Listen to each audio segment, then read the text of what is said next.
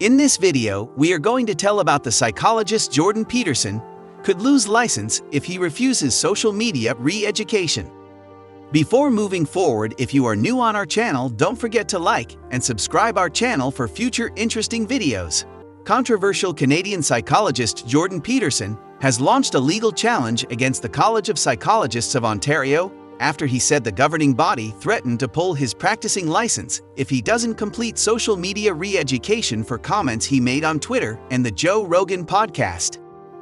Peterson, 60, filed an application for judicial review with the Ontario Divisional Court, the Toronto Sun reported Wednesday, as the clinical psychologist has said he will refuse to comply with the regulatory body's demands. The CPO, which oversees practicing psychologists in Ontario, in order to protect patients from professional misconduct, ordered Peterson to complete a mandatory, specified continuing education or remedial program to review, reflect on, and ameliorate his professionalism in public statements, according to a lengthy list of requirements from the college that Peterson shared on Twitter. He must meet with a psychologist for coaching classes, which he must pay for, until a final report is issued by the coach that shows their concerns have been properly ameliorated. The CPO reached its decision on November 22 following an investigation. "I'm not complying. I'm not submitting to re-education. I am not admitting that my viewpoints, many of which have, by the way, been entirely justified by the facts that have emerged since the complaints were levied, were either wrong or unprofessional," he wrote in the National Post Wednesday evening. "I'm going to say what I have to say, and let the chips fall where they will. I have done nothing to compromise those in my care. Quite the contrary. I have served all my clients and the millions of people I am communicating with to the best of my ability and in good faith, and that's that." If it becomes necessary for him to attend the classes, he pledged to make all of the details of what they're teaching public. In June, Twitter suspended Peterson for a post about transgender actor Elliot Page that broke the platform's rules against hateful conduct. "Remember when pride was a sin, and Ellen Page just had her breasts removed by a criminal physician," Peterson tweeted. Twitter's new CEO, Elon Musk, reinstated Peterson's account in November after Musk took over the company. A month earlier, Peterson announced he would be stepping away from social media after he caught heat for retweeting a New York Post article about plus-size Sports Illustrated model Yummy Nu, calling her not beautiful, adding that no amount of authoritarian tolerance is going to change that. In January, the former University of Toronto researcher claimed on the Joe Rogan Experience podcast that being transgender is a result of a social contagion and similar to satanic ritual abuse, and suggested that acceptance of the trans community is a sign that civilization's collapsing. In response, critics again denounced Spotify's Rogan podcast for having peddled harmful anti-trans rhetoric. The CPO cited the January 25 podcast appearance in its notice to Peterson.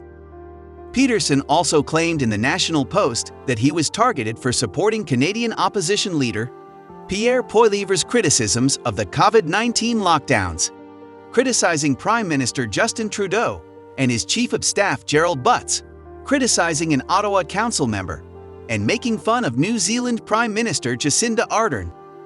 "Every single accusation is not only independent of my clinical practice, but explicitly political. And not only that, unidirectionally explicitly political," Peterson, a free speech advocate, wrote. "Every single thing I have been sentenced to correction for saying is insufficiently leftist, politically. I'm simply too classically liberal, or, even more unforgivably, conservative." In May 2022, Peterson blasted Trudeau on Twitter for his travel ban. "I'm at my daughter's wedding in California. I will never forget sick at Justin Trudeau that my father is not here because of your utterly unconscionable, unconstitutional, and vindictive travel ban," he said at the time. The Wall Street Journal editorial board defended Peterson for speaking his mind in an opinion piece published Wednesday evening. "Professional bodies are supposed to ensure that practitioners are competent, not enforce political orthodoxies or act as language police outside the office," the board wrote in a scathing column. Peterson, who boasts over 15 million followers across his social media platforms, told the Toronto Sun that he never had any complaints levied against him until he drew international attention in 2016. He said he since had to hire lawyers to handle the college's complaints. "I practiced for 20 years without being investigated. This only started when I became a prominent public figure," Peterson said in a phone interview with the news outlet Wednesday morning. He suspended his private clinical practice since 2017 when he said his notoriety made it ethically impossible to continue. Peterson penned a letter to Trudeau, which he published in the National Post, demanding he look into the government's regulatory bodies.